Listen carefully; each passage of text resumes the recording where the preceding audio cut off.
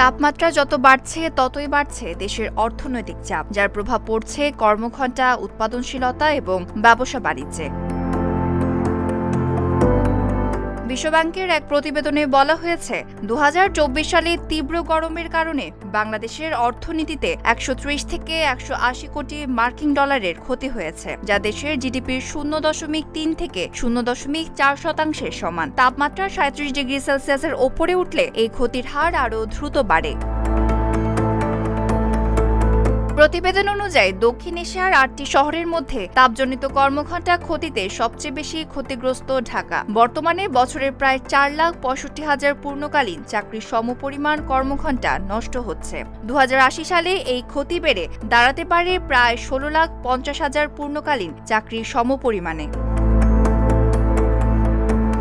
প্রতিবেদনে আরও বলা হয়েছে, চরম তাপের প্রভাব পড়েছে তৈরি পোশাক শিল্প, বিদ্যুৎ সরবরাহ ও উৎপাদনশীলতার উপরও। তবে আগাম সতর্কতা ও তাপ মোকাবেলায় বিনিয়োগ বাড়ালে এই ক্ষতি উল্লেখযোগ্যভাবে কমানো সম্ভব বলেও উল্লেখ করেছে বিশ্বব্যাংক।